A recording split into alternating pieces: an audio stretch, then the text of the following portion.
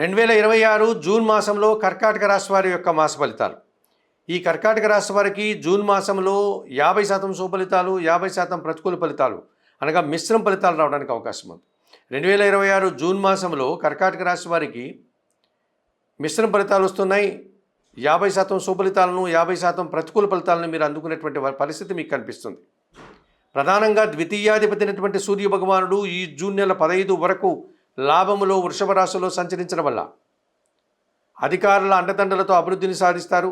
వృత్తి ఉద్యోగ వ్యాపారాల్లో అభివృద్ధిని, ఆదాయాన్ని అందుకుంటారు. నూతన ఉద్యోగులుగానే ఉన్న ఉద్యోగంలో పదోన్నతులు అందుకుంటారు. తండ్రి నుంచి, ప్రభుత్వం నుంచి సహాయం అందుకుంటారు. మీరు చేసేటువంటి వృత్తి ఉద్యోగ వ్యాపార కార్యక్రమాల్లో మీదైనటువంటి శైలిలో విజయాలను సాధిస్తారు. మీ మాటకు కూడా విలువ పెరుగుతుంది. ఇక పంచమ దశమాధిపతి అయినటువంటి కుజుడు ఈ నెలంతా కూడా దశమములో మేషరాశిలోను, ఆ తర్వాత లాభములో వృషభ రాశిలోను సంచరించడం వల్ల మీ ఆలోచనలు కలిసి వస్తాయి. సంతానం విషయంలో శుభవార్తలు అందుకుంటారు. లాభసాటి ప్రయాణాలు చేస్తారు. రియల్ ఎస్టేట్ రంగంలో మంచి లాభాలు అందుకుంటారు. వ్యవసాయ రంగంలో కూడా లాభాలకు అవకాశం ఉంది. భూవాహన లాభాలు కూడా అందుకుంటారు. షష్టమ భాగ్యాధిపతి అయినటువంటి గురువు ఈ నెలంతా కూడా జన్మరాశిలో కర్కాటక రాశిలో సంచరించడం వల్ల జన సంబంధాలు పెరుగుతాయి. పోటీ ప్రపంచంలో మీదైనటువంటి శైలిలో విజయాలను సాధించుకుంటారు. విద్యార్థులకు మంచి ఫలితాలు వస్తాయి. సమాజంలో గౌరవ మర్యాదలు, కుటుంబ సౌఖ్యాన్ని, సమాజంలో పేరు ప్రఖ్యాతల్ని తెచ్చుకుంటారు. చతుర్థ లాభాధిపతి అయినటువంటి శుక్రుడు ఈ నెలంతా కూడా వ్యయములో మిథున రాశిలోను, ఆ తర్వాత జన్మరాశిలో కర్కాటక రాశిలోను సంచరించడం వల్ల కుటుంబంలో శుభ కార్యక్రమాలు నిర్వహిస్తారు. సృజన సహకారంతో వృత్తి ఉద్యోగ వ్యాపారాల్లో మంచి అభివృద్ధిని, ఆదాయాన్ని సాధించుకుంటారు. వివాహాది శుభ కార్యక్రమాల్లో పాల్గొంటారు. విందు వినోదాల్లో పాల్గొంటారు. ఆనందంగా పనిచేస్తారు.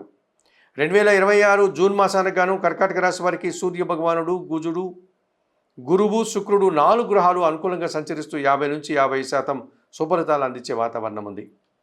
మరి అలాగే 2026 జూన్ మాసంలో ప్రతికూలంగా ఈ కర్కాటక రాశి వారికి తృతీయ వ్యయాధిపతి అయినటువంటి బుధగ్రహం ఈ నెలంతా కూడా వ్యయములో మిథున రాశిలోనే సంచరించడం వల్ల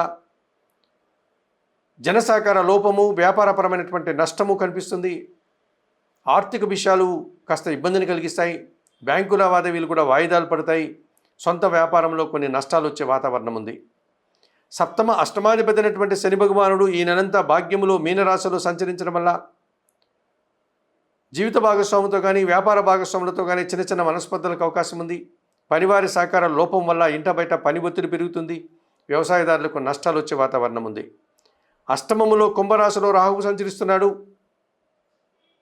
దుబారా ఖర్చులు, దుబారా ఆలోచనలు, విదేశీ వ్యవహారాలు ప్రతికూలంగా ఉన్నాయి.